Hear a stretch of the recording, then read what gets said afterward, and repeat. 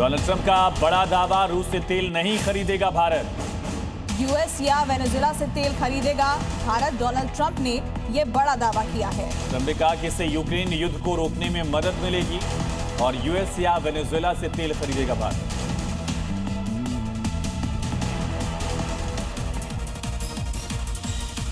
America के tariff में कटौती से वैश्विक व्यापार यानी ग्लोबल ट्रेड तनाव कम होगा और साथ ही आर्थिक गतिविधियों को बढ़ावा मिलेगा। निवेशकों का सोने चांदी में निवेश कम हो सकता है, जबकि शेयर बाजार में तेजी आने की संभावना है।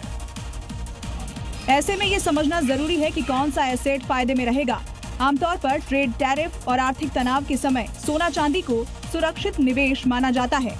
अगर टैरिफ कम होता है तो वैश्विक व्यापार तनाव कम होगा, इससे निवेशकों का डर होगा और वो सोना चांदी से पैसा निकालकर शेयर बाजार जैसे ज्यादा रिटर्न वाले एसेट्स में लगा सकते हैं, जिससे सोना चांदी की कीमतों में मामूली गिरावट या ठहराव आ सकता है। टैरिफ कम होने से भारत का निर्यात बढ़ेगा, जिससे डॉलर के मुकाबले रुपया मजबूत होगा। भारत और अमेरिका के बीच हुई ट्रेड डील। अमेरिका ने भारत के लिए घटाकर 25 की जगह 18% किया टैरिफ। ट्रंप ने पीएम मोदी को बताया शक्तिशाली और सम्मानित नेता। भारत पर लगाए टैरिफ में कटौती का पीएम मोदी ने किया स्वागत। ट्रंप को कहा थैंक यू। पीएम बोले ये भारत के 140 करोड़ लोगों के लिए सकारात्मक कदम, नई संभावनाएं खुलेंगी। अमेरिका की ओर से भारत पर टैरिफ को कम किए जाने के बाद शेयर बाजार में आ सकता है भारी उछाल। सेंसेक्स और निफ्टी में आ सकती है तूफानी तेजी।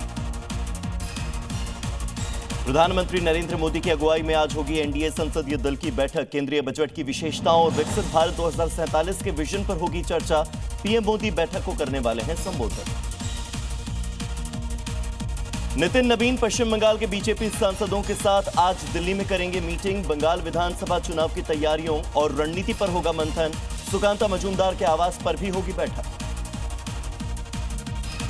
बीजेपी की मणिपुर में सरकार बनाने की कवायद तेज।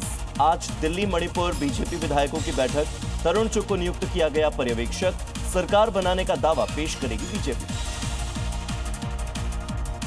बिहार विधानसभा में नीतीश सरकार आज पेश करेगी साल 2026-27 के लिए बिहार का बजट। करीब 4 लाख करोड़ रुपए तक का हो सकता है बजट। शिक्षा और रोजगार पर हो सकता है फोकस। यूपी के सीएम योगी आदित्यनाथ ने अखिलेश यादव पर साधा निशाना। कहा समाजवादी पार्टी के कार्यकाल में क्यों नहीं हुई पीडीए पर चर्चा।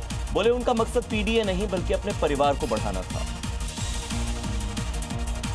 दिल्ली के मयूर विहार में एक डिलीवरी बॉय की चाकू से गोद कर की गई हत्या। मोटरसाइकिल से आए थे 3 नाबालिग। कहा सुनी के बाद किया अटैक। एक आरोपी पकड़ा गया। अनंतनाग के कहरीबल में गौशाला में लग गई भीषण आग। मौके पर कई फायर टेंडर मौजूद। आग बुझाने की कोशिशें लगातार जारी। इलाके में अफरा तफरी का माहौल।